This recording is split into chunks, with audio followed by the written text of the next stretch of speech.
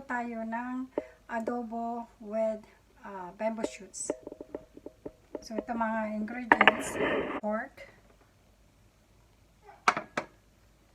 garlic, and dahon ng laurel,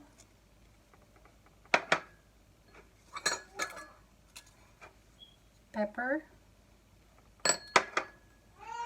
onion.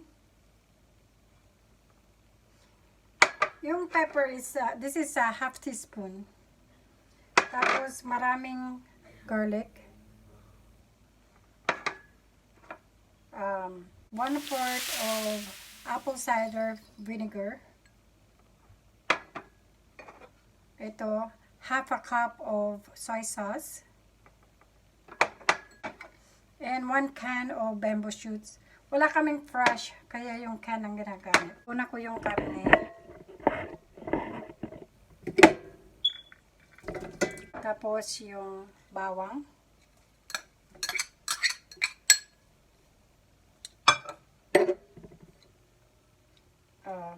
Pepper. Onion.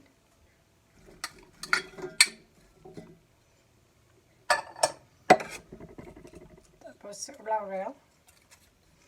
Lalagay ko lahat. Yan. Tapos, vinegar.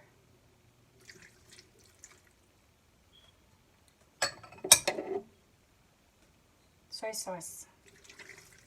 Pag nag-adobo ako, hindi ako naglalagay ng sugar. Kasi, marami akong nilalagay ng onion at saka yung apple cider ang gamit ko. Matamis na. Kaya ko yung adobo na may sugar. Ganyan. Tapos, i-medium high natin until mag-boil.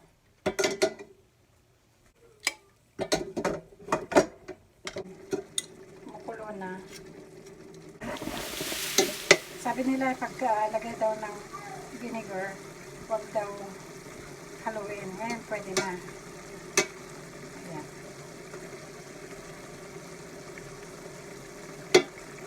Kung kailangan ng tubig, dagdagan nyo.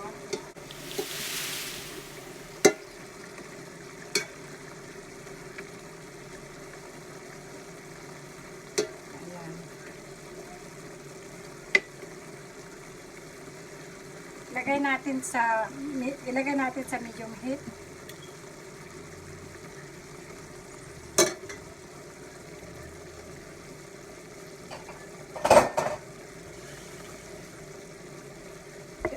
Lagyan ko ng tubig para lumambot.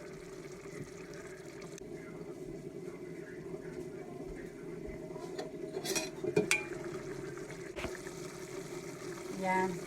Ito siya. So, mimix lang natin. Lutuin lang hanggang lambot.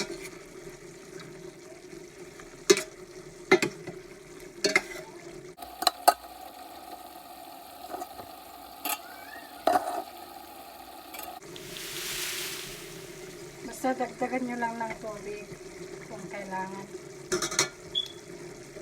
Huwag masyadong marami. Yan, dito tuyo na. So, palabasin natin yung taba niya, mantika.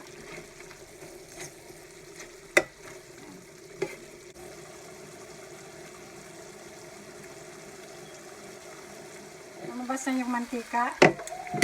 Ayan. Ayan. Mantika na siya. Yan ang gusto kong adobo.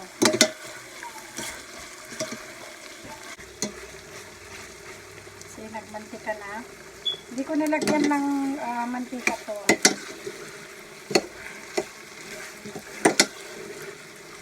Pag baboy na ganito, sa una hindi ko ginigisa.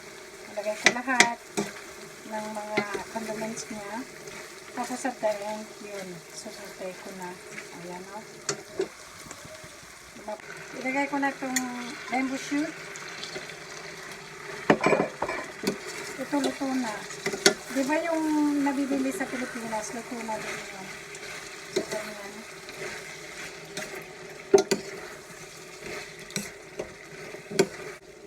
tubig siya konti because of the bamboo shoots. Pero okay lang. Patuyuin natin ulit.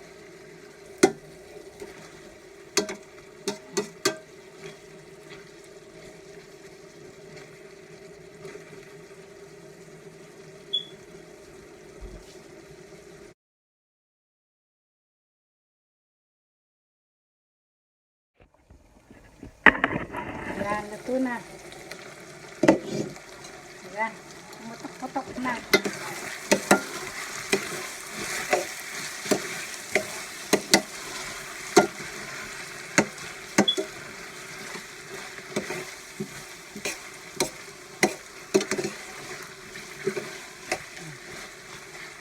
Lagyan na natin sa serving plate.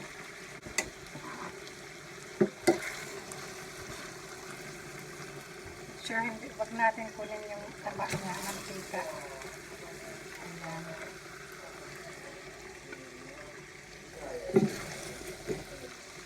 Pork belly adobo with bamboo shoots. Ayan. Nilagyan ko ng sili just to garnish. Salamat for watching. I hope you like it. Bye-bye. Thank you.